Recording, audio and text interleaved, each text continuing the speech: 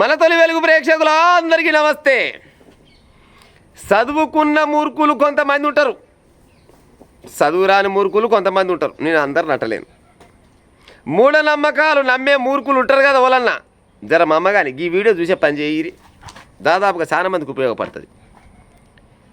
Software ఉద్యోగి అంట. Software ఉద్యోగి అంటే మామూలు వాళ్ళకి వస్తుంది. అందులో సాఫ్ట్వేర్ అంటే మంచిగా చదువుకున్న వాళ్ళకి వస్తుంది. మళ్ళీ ఈమె పేరు ఏం పేరు? విద్యాజ్యోతి. పేరు కూడా విద్యాజ్యోతి, రెండు కలిసే ఉన్నాయి. అంత మంచి పేరు పెట్టింది ఈమెకు. అయితే ఒకరిని ప్రేమించిందంట, పెళ్లి చేసుకుందంట.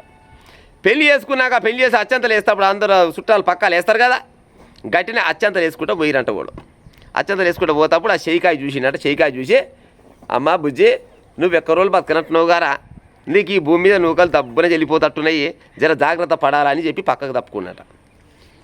ఈమెం చేస్తుంది? ఇంటికాడ పెళ్ళి అయిపోయినాక వర్క్ ఫ్రమ్ హోమ్ ఇంటికాడికి వెళ్ళి కొలువు చేస్తుంది. ఈమె పెళ్ళి అయిన కొత్తలో సకదానాల పనులు చాలా ఉంటాయి, పాడైపోను. ఆ పనులన్నీ పక్కకు పెట్టి ఎప్పుడు చచ్చిపోతున్నొచ్చు నేను, ఎప్పుడు చచ్చిపోతున్నా ఊగా చేయి చూసుకుంటూ కూర్చుందట. ఊగా చేయి చూసుకుంటూ కూర్చొని చిన్నగా మళ్ళీ ఆయన పిలిపించిందట.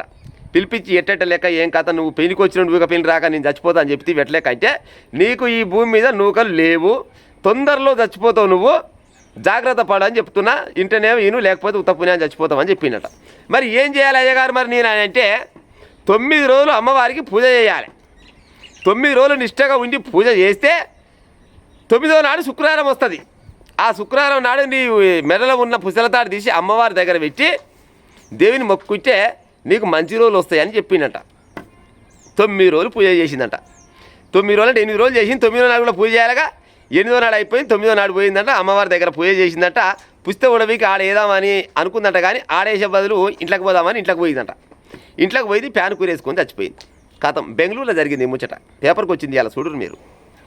బెంగళూరులో సాఫ్ట్వేర్ ఉద్యోగిని ఏమిచ్చిండు, చనిపోతానని జ్యోతిష్కుడు చెప్పడంతో ఉరేసుకొని చచ్చిపోయిన సాఫ్ట్వేర్ ఉద్యోగి.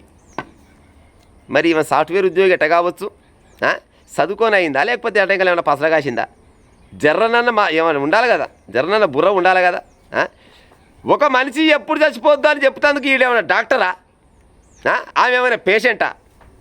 నిజంగానే పానం బాగాలేక దవాఖాన కొనపోతే అన్ని రకాల గాయాలు భయాలు మొత్తం చెక్ చేసినాక, అరే ఈ మనిషి చచ్చిపోతుంది, ఇవ్వాలి కాదు వారానికో 10 రోజులకు గంటకో 2 గంటలు చచ్చిపోతారని డాక్టర్ చెప్తాడు. అది ఎవరికి చెప్తాడు? దగ్గర వాళ్ళకి చెప్తాడు. గంటగట్టి చెప్తే ఒప్పుకుంటాం.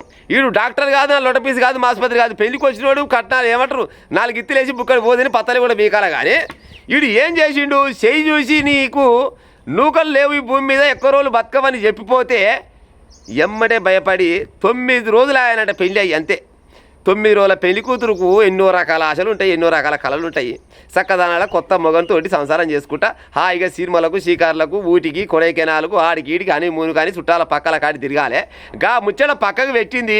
నేను చచ్చిపోతానని మైండ్లో మొత్తం ఫిక్స్ అయిపోయి ఆడు చెప్పిన రకంగా అన్ని రకాల పూజలు చేసింది. అన్ని రకాల పూజలు చేసి 9వ రోజు కొనబోయి మెడలో ఉన్న మంగళసూత్రాన్ని కొనబోయి అమ్మవారి మీద వేసి మొక్కుకుంటే నీకు మంచి జరుగుతుందని చెప్పింది కదా. మరి గట్టంలో మొక్కినాక మంచో చెడో జరుగుతుంది కదా, ఆగాల కదా.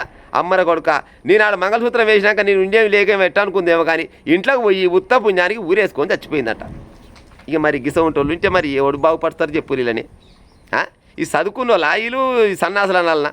నేనైతే చదువుకున్న వాళ్ళు సన్నాసులు అన్నట్టు లెక్క. సన్నాసుల కన్నా జర ఆలోచిస్తారు, అంతకంటే మూర్ఖులు అన్నట్టు లెక్క.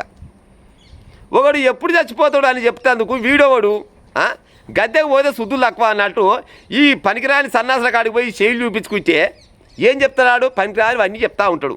ఈ చేతి గీతలు చూసి జాతకాలు చెప్పే సన్నాసులు కూడా ఉంటే ఆయన జాతకం ఆడు చూసుకోవాలి.